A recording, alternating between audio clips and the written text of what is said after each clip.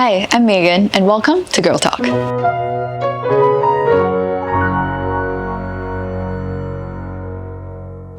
In this episode, we reach the culmination of our pregnancy series with Prof Manisha here.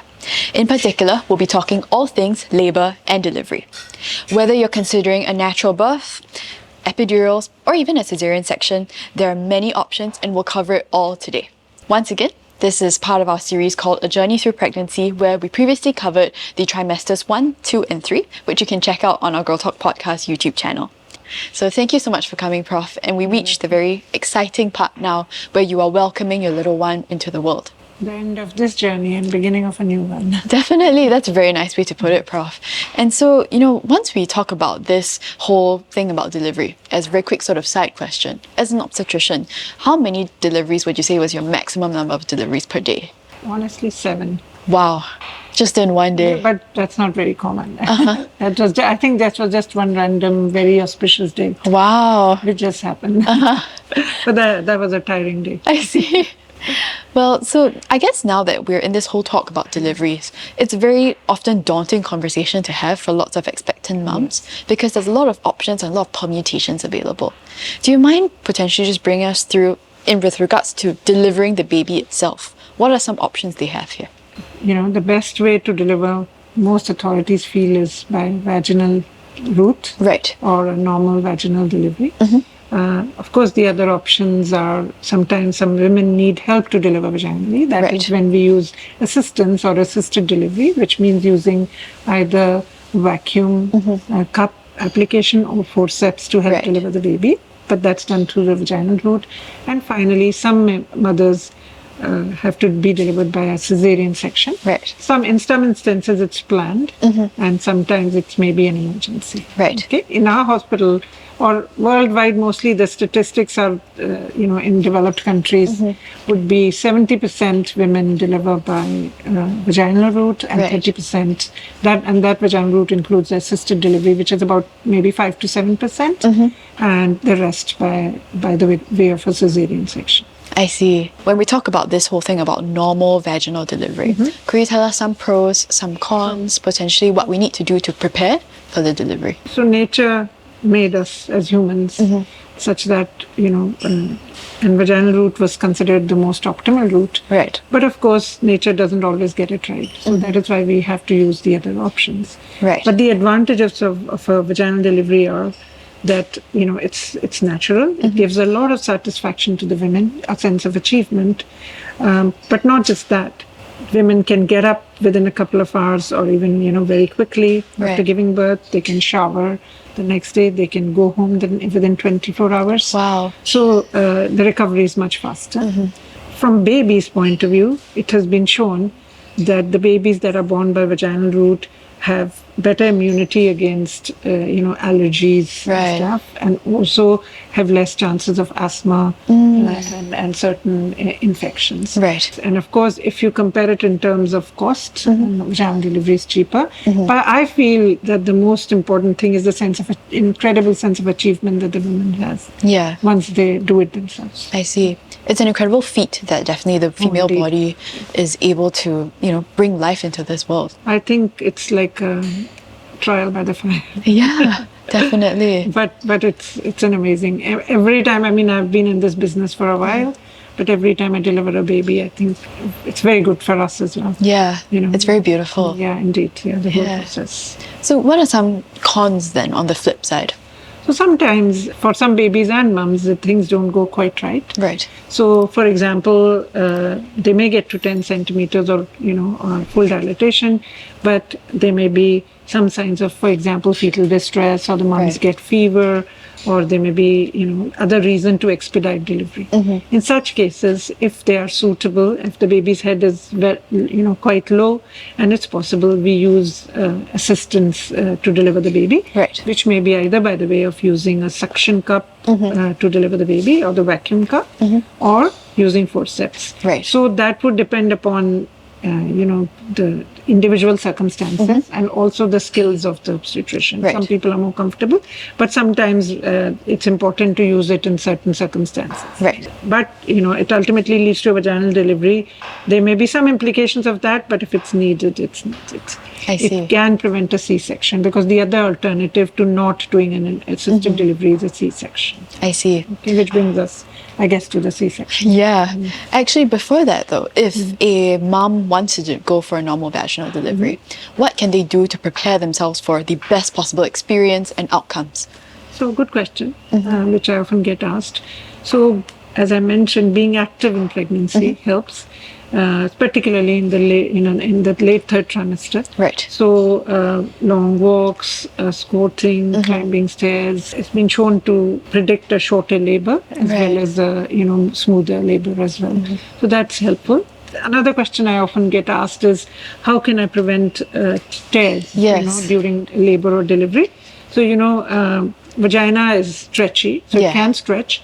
But baby's head is, 10 centimeters, sometimes 9 to 10 centimeters in diameter, and some level of damage or tears do occur, right? Especially if it's the first time. So we may give a cut to help broaden the passage so that the baby delivers easily or smoothly. Plus, we don't get many bad tears. Right. So that was the rationale for giving an episiotomy. Right. But there are certain things that the mums can do, perineal massage, particularly after 35 weeks. That may help. And also there are certain devices, one of them is called Epinu. I see. Which certain women like to use, and I have used, some of my patients have used. That helps also to increase the vaginal stretchability and reduce the risk of needing an episiotomy or even the size of episiotomy. Right. Okay. So just to summarize, that would essentially be sort of stretching it before delivery so that you would Last prepare few weeks, yourself. After 35 weeks. Right. Okay. Sure. Understood. So now that brings us into the next option then, which would be the idea of Caesarean section. Yes. Could you tell us a bit more about that? We usually would, most of the times go for C-section only when it's indicated.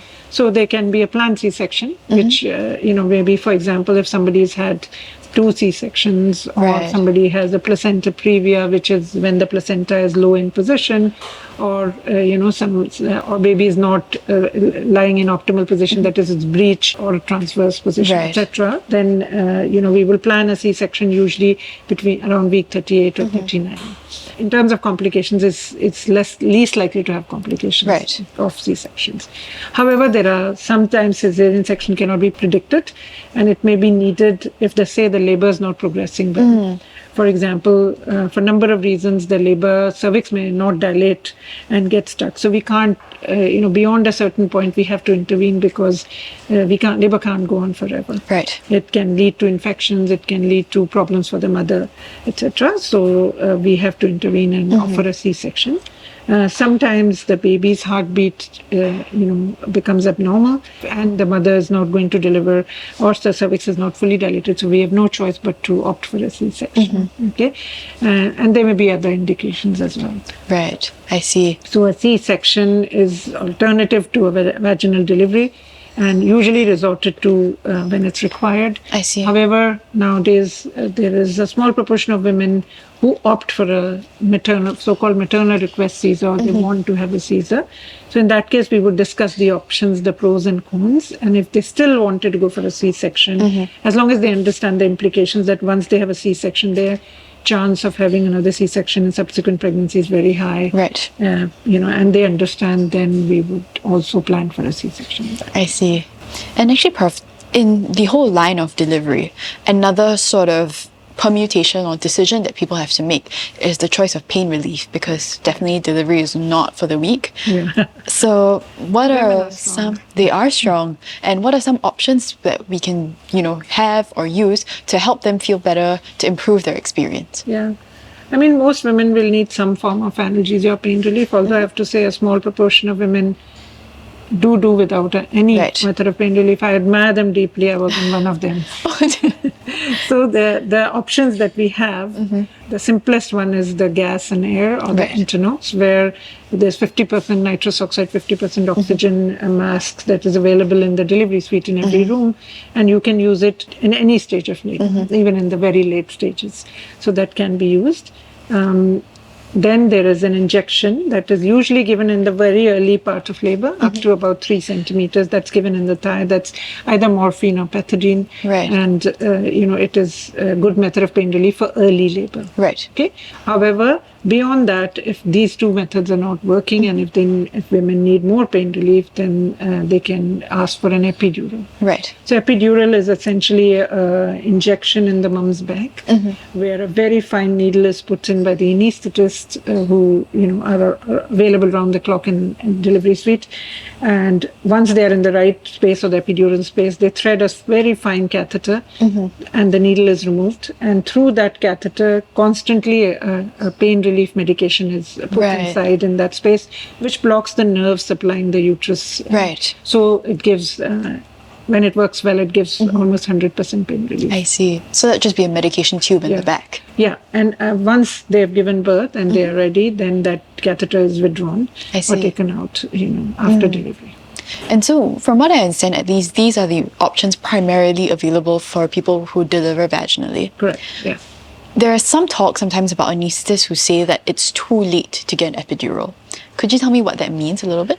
So essentially, if the woman is ready to give birth, the baby is coming, then the epidural may not be so beneficial, in the sense that epidural takes some time to get its full effect. So if they're going to give birth before the full effect is felt, then it may not be worth risks that are associated with the procedure. Right. So there are some risks to epidural, but they are very, very rare, especially in people who have normal anatomy, meaning normal spine. Right, I see. So the chance of complications is very low in good centers with well-trained anesthetists, which, I guess we have. Yeah, we're very fortunate to have. Indeed, Yeah. And so, Prof, actually, what would your sort of main principle be for ladies who are going to deliver on when should you ask for an epidural then? My approach is to give women the information so that they've had time to assimilate their choices and options. Usually I tell them to have an open mind. And because pain is felt by them, not by me. Yeah. I can talk to them about my experience, but ultimately it's their body. Definitely. And it's their choice. So if I just tell them if you need it, please opt for it. I see. There should be enough time that is beneficial, and not to leave it till very, very late. I see. And so what are some options for pain relief now when they go for Caesar, so the Caesarean section? So Caesarean section, the means of pain relief is either regional block, which is a spinal anesthesia usually, which is very similar to epidural. Okay. It's just a different space, and that's only a one-shot injection. There's no catheter inside because you just need it for about an hour or so. Okay.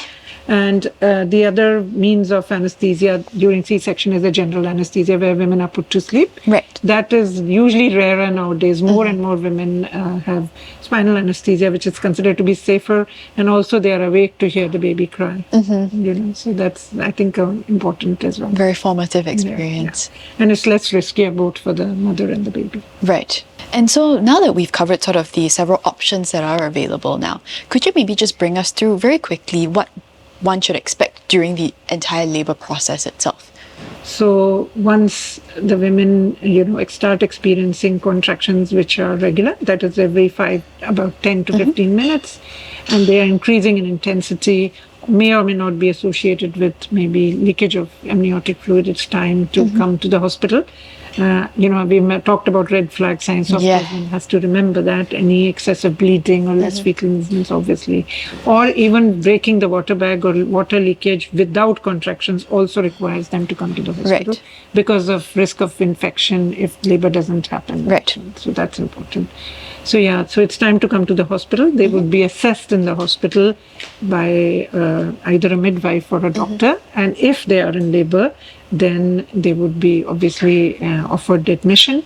And then it would depend whether they were in the latent phase of labor, which is very early labor, then they may actually be just asked to walk around in the antenatal ward. If they are in active labor, which is 3 to 4 centimeters or more, or they need pain relief, or they have water bag up, have ruptured, then they're admitted to the delivery suite, and we take it from there. I see. And say once they start pushing and the baby's finally out, there's this concept of skin to skin. Yes. Could you tell us about that? Yes, so skin to skin is very, very important. It's important to promote bonding between the mummy and the baby. So as soon as the baby is born and we deliver the baby, we actually hand over the baby directly to the mum and put the baby on mummy's chest, and baby's skin next to mummy's skin. Right. So that promotes bonding, that gives warmth and keeps the baby warm, and it gives an incredible sense of satisfaction to both the parents. And so we involve the dad as well in holding the baby, etc. And we only cut the cord usually after 1 minute at least. It's called delayed cord clamping. Right. So that is, we are practicing more and more. Okay. And we usually get dads to cut the cord. I see. So they are involved and they also feel very happy about it. That's really nice. I think that's a beautiful segue into talking very quickly about dads and husbands, because, in understanding that parenting is definitely, sort of like two-man tango. And the dad is very much involved in this as well. How would you advise husbands or dads to support their significant others, as well as to be able to bond with their baby during this time? So I think gone are the days when men would, or the husbands would sit outside with the women labored inside alone. And I'm very, very happy about that. I really like when dads are involved. And I'm very happy to say that most of the dads are very, very hands-on these days. So they are there. They should be. Sometimes they feel helpless because they can't really control the pain that their wife has. So I think the best thing to do is to be prepared and be supportive. Maybe do some reading about labor so that they understand what to expect, and then just be supportive with their decisions regarding their pain relief options. Also, maybe getting them comfortable. Maybe rubbing their back, holding their hands, keeping them entertained. And more importantly, the most important time is pushing. So we usually encourage dads to be involved and help with the process of pushing, because it may take up to an hour or sometimes even longer. So, that's what the midwives usually do. And they are quite actively involved in encouraging their wives to push. I see. And then, of course, cutting the cord. Which is like such a beautiful experience to have. Yeah. Definitely. So thank you for that, Prof. And guys, finally, just to wrap up a little bit with regards to this idea of recovering post-delivery, could you tell us a bit more about that? So it's a long journey, and this is probably the hardest part, but I always tell the women that harder part is still to come. So it's not easy. It's not all bed of roses, but it's really worth it too. It's really worth it. So the women do feel quite tired after giving birth. So we would usually keep them in the delivery suite for 1 to 2 hours to make sure, bleeding is controlled, pain is controlled, baby is also fine. Right. If everything's fine, then we would gradually move them to the antenatal ward, where we would expect them to make sure they pass urine after giving birth within 6 hours or so. Right. So that's very, very important, especially if they've had epidural, because that can sometimes lead to problems. So that has to be taken care of. We would do skin to skin, as we mentioned, and then we would, encourage breastfeeding right there in delivery suite and carry on in the antenatal wards. I see. We would get the mothers up and about if they've had normal delivery within a few hours. So walk to the toilet and then hopefully walk home in 24 hours. That's amazing. Yeah, but they do have some discomfort and pain, so they offered regular pain relief. I see. So thank you so much for that, Prof. And thank you so much for your help in guiding us through and bringing us through this amazing journey. We've, compressed something that's 9 months long into 4 short episodes. So thank you so much for your insight and your time. Yeah, I'm glad. I hope this is helpful and it allays some of the anxiety that is associated, with the process, with the pregnancy as well as labor and delivery. As I always say, enjoy your pregnancy, don't suffer it. Yeah. Well, thank you so much, Prof. And, we hope that you've enjoyed our little speed run through this journey through pregnancy that Prof has very kindly brought us through. Once again, we hope that you find this helpful. We hope that you found this informative, and you hope that you feel more assured through your own journey now. I would just like to remind you that each person's journey through pregnancy is, of course, very unique, very individual, and it's okay to have concerns and questions that you can bring up to your healthcare provider as well as your doctor each time you visit them. So thank you very much for your attention through this episode. If you haven't checked it out, be sure to watch and, follow our previous episodes covering trimesters 1, 2, and 3 before you reach delivery. And, we thank you for your attention through this time. Once again, this is Megan, and from the Girl Talk podcast. See you. Hi, thanks for watching this episode of Girl Talk. If you enjoyed it, feel free to like, subscribe, favorite, and follow Girl Talk on all our social media platforms. We hope to see you on our next episode.